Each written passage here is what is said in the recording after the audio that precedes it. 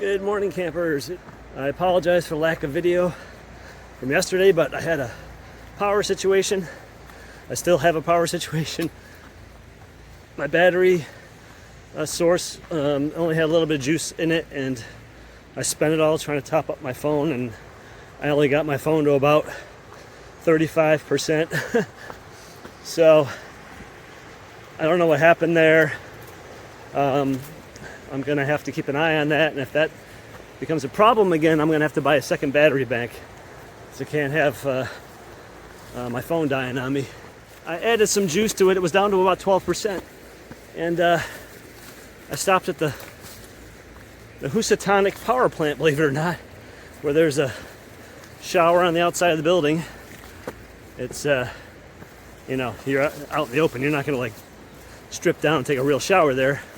But it's good, you know, you just want to rinse off your head or get your bandana wet. And there's a little spigot underneath the shower head, and I filled up my water bottle with that. Let's see, I'm on the road now. Oh, there we go. Anyway, I'm headed to Salisbury. Made really good time this morning. It was some easy walking, some flat riverside walking once I got down off the mountain. I stopped about 3.5 miles short of my intended campsite yesterday because of the rain. I knew the rain was coming, and I knew there was another campsite a little short of where I intended to stay. And in Connecticut, you can't stealth camp. You have to stay in designated campsites. So not wanting to flaunt the law, I stayed at the Sharon mountain campsite, which was about 3.5 miles short of the Belters campsite, which is where I intended to stay originally. I thought I'll get up an hour early, I'll leave early, maybe that'll make up for it. Didn't quite make up for it. It's 10:30. I'm already, as I said, at the hydroelectric plant. I'm about, 5-6 miles from Salisbury. I'm going to stop there. I'm going to resupply at the LeBon's Market. It's a half mile off the trail. And there's a hiker square right there where you can charge things up. They have a power outlet there as well. I really need to power up my power bank and my phone completely. Like fill them both up. That's going to take some time. It's going to take at least an hour, maybe longer. So my plan is just to hike quickly. I have a big uphill to get out of here first. And then it's all like downhill or very, very gentle ups and then back downs again. I should be able to make good time. The rain is gone. There's a little bit of blue poking out in the sky here and there. You can see. I'm just walking down a road right now, looking for my next trailhead. Anywho, that's my plan. Get to Salisbury, walk into town. It's only a half mile. And is this the trail? Yeah, here's the trail. I get off the road again. Going back into the woods. Right here. Why do I feel like I'm entering the upside down on Stranger Things?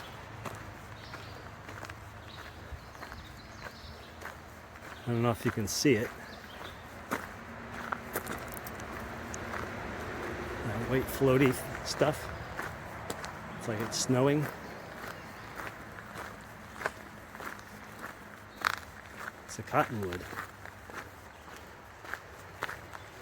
I got off US 44 and I'm like, wow, it's like the upside down on Stranger Things.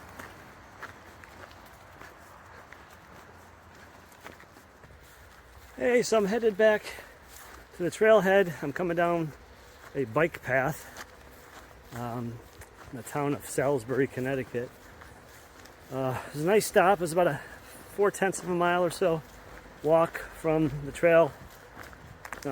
trailhead down this bike path to the back of, the parking lot of LeBon's supermarket. And nice little market, nice size. Had a lot of stuff that I could use. It didn't have backpacker meals, unfortunately, but I got more stuff than I needed.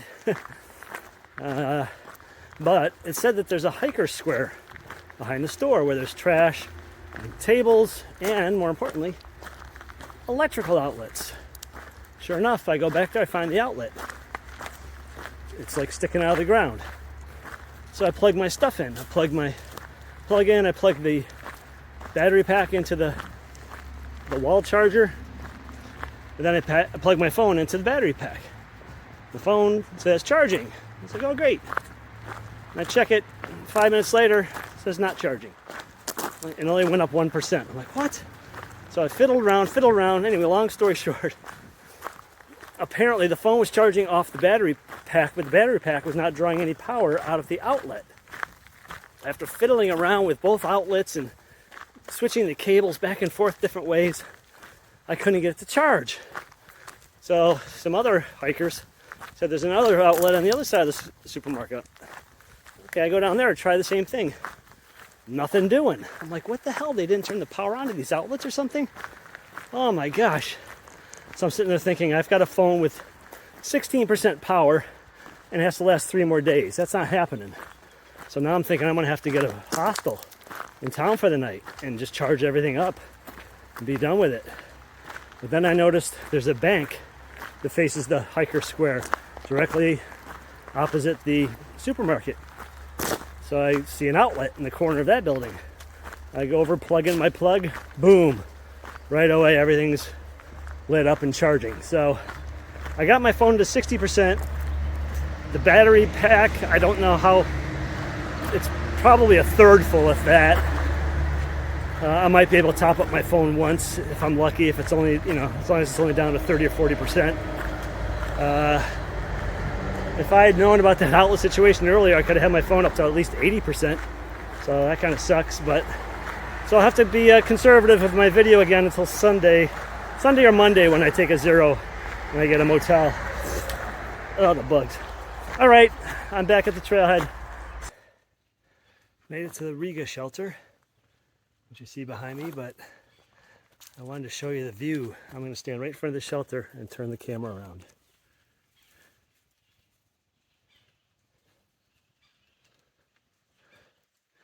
Is that a view or what?